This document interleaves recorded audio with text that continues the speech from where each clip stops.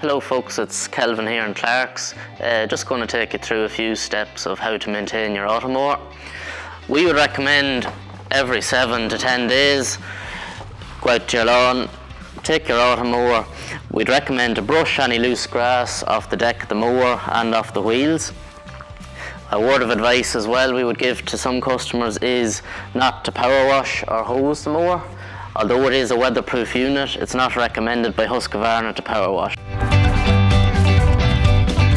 In store and online we also have available the Husqvarna cleaning and maintenance kit. This has everything you need to maintain your mower and keep it in perfect working order.